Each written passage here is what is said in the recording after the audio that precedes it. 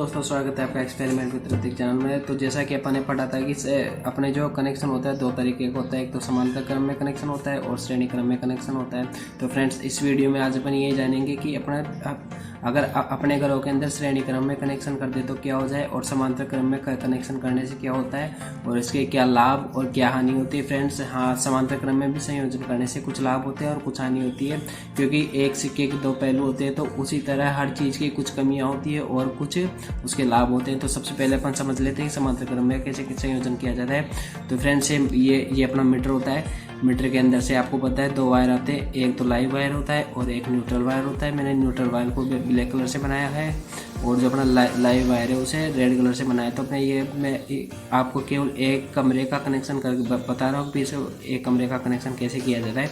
तो मान लो ये लाइव वायर है। लाइव वायर को ये आप देख सकते हो, ये मैंने ये 3 पिन सॉकेट बनाया और मैंने ये अलग अलग स्विच बनाया। तो यहाँ से लाइव वायर आया।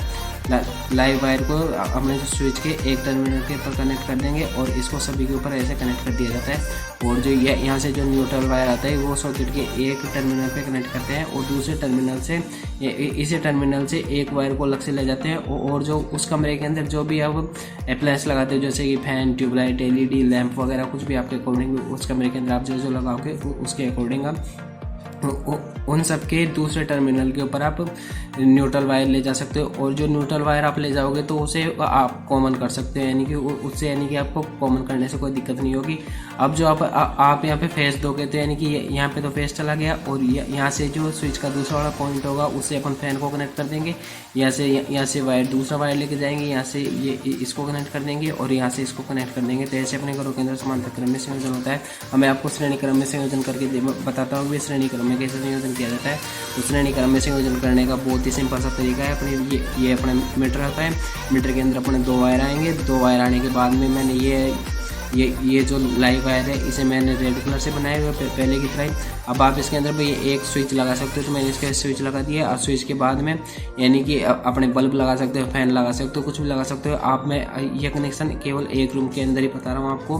तो ऐसे करके आप कैसे लगा सकते हो। और श्रेणी क्रम के अंदर संयोजन ऐसे किया जाता है कि जो अपने कोई भी फैन होता है तो उसके दो टर्मिनल होते हैं। तो एक टर्मिनल को तो एक टर्मिनल से एक ही वायर को कनेक्ट किया जाता है और जो दूसरे वाले टर्मिनल होता है ऐसे कनेक्ट करते करते आप कितने भी आपके घर के अंदर जितने भी अप्लायंस होते हैं उन सभी के अंदर ऐसे कनेक्शन होगा। और जो बाद में जो न्यूट्रल आएगा न्यूट्रल से अपने जो वो लास्ट का वायर जो आपके पास में बचेगा उसको आप न्यूट्रल से कनेक्ट कर देंगे। तो ऐसे समांतर क्रम श्रेणी क्रम के अंदर ऐसे कनेक्शन होता है। अब मैं फ्रेंड्स आपको बताता हूँ कि श्रेणी क्रम में कनेक्शन करने से क्या लाभ होते हैं और क्या हानियाँ होती है। तो पहले अपन फायदे जान लेते हैं। तो श्रेणी क्रम में अपने घरों के अंदर कनेक्शन करने से कम तार लगेगा, क्योंकि आपने भी देखा कि उसके अंदर कितने कम तार की आवश्यकता पड़ी थी। और कम स्विच लगेंगे और केवल एक बोर्ड लगेगा और ये कम खर्चीला होगा। तो अपने जो वो समांतर क्रम संयोजन होता है उससे कम खर्चीला होगा। और मैं इसके नुकसान बता देता हूँ। किसी एक इलेक्ट्रिक आइटम के खराब होने पर पूरी सप्लाई बंद हो जाएगी। समांतर श्रेणी क्रम में संयोजन से मेन प्रॉब्लम ये होती है और फॉल्ट ढूंढने में ज़्यादा समय लगेगा। यानी कि कोई भी इलेक्ट्रिक अप्लायंस का खराब होगा, आपको सपोज करो आपका फैन खराब हो गया तो आपको पूरी चीज़ ही चेक करनी पड़ेगी। भाई लाइट अपना बल्ब तो खराब नहीं हुआ है, फैनिंग खराब हुआ है, वो उसको ढूंढने के लिए बहुत ज़्यादा टाइम लग जाएगा आपका। और इसमें करंट लगने का भी ज़्यादा खतरा होगा, क्योंकि इसके अंदर आपको पता नहीं लगेगा कि भी कौन सा वायर फेस वाला वायर है और कौन सा वायर न्यूट्रल वाला वायर है। तो इसलिए इसके अंदर करंट लगने का ज़्यादा खतरा होगा।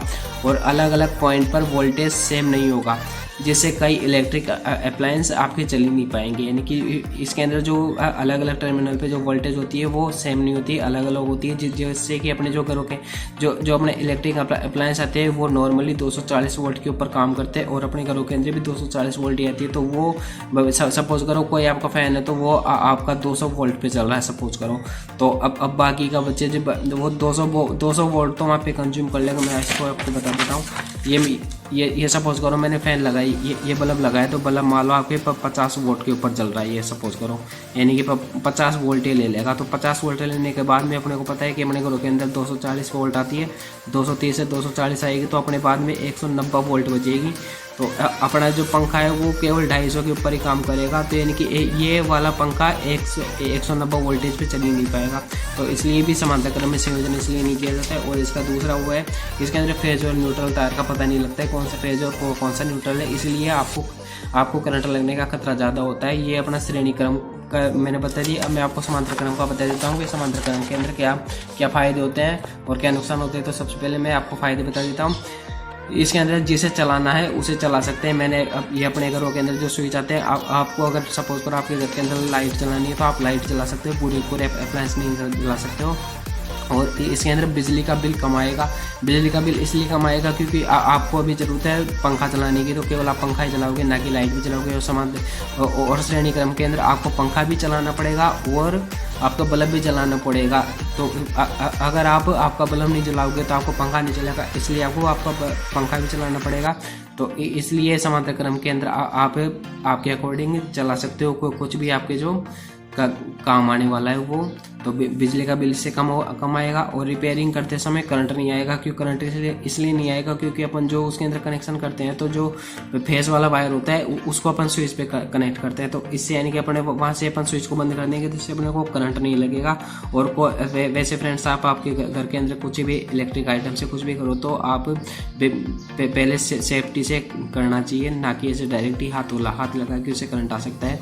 और कोई इलेक्ट्रिक आइटम खराब होने पर जल्दी से पता लग जाएगा भाई। अब जल्दी से इसलिए पता लग जाएगा क्योंकि अगर बल्ब खराब होगा तो अपने को पता लग जाएगा कि भाई स्विच ऑन करते ही बल्ब खराब हो गया, तो आप उसको अच्छे से रिप्लेस कर सकते हो। और अलग अलग पॉइंट पर सेम वोल्टेज होंगे, और सेम वोल्टेज होंगे तो जिससे आपके सारे इलेक्ट्रिक आइटम चल सकते हैं। क्योंकि अपने घरों के अंदर जो जितने भी अपने इलेक्ट्रिक आइटम आते हैं वो आपको पता है 230 वोल्ट के ऊपर काम करते हैं। और इसकी भी कुछ कमियाँ होती है फ्रेंड्स। इसका ज़्यादा कमी क्या है, ये ज़्यादा खर्चीला होगा। क्योंकि वायर ज़्यादा लगेगा और इसके अंदर स्विच भी ज़्यादा लगेंगे। ये तो मैंने आपको अभी बता दिया भी, ज़्यादा बोर्ड लगेंगे और ज़्यादा स्विच लगेंगे और हर कमरे में अलग अलग बोर्ड लगाने पड़ेंगे। ये अगर आपके घर के अंदर समांतर क्रम में संयोजन करते हैं तो फ्रेंड्स आपको शायद समझ में आ गया होगा कि वे अपने घरों के अंदर समांतर क्रम में ही संयोजन क्यों किया जाता है, श्रेणी क्रम में क्यों नहीं संयोजन किया जाता है। तो फ्रेंड्स, अगर आपको ये वीडियो अच्छी लगे तो वीडियो को लाइक करें और अगर आप चैनल पर नए हैं तो चैनल को सब्सक्राइब करें। Thank you friends.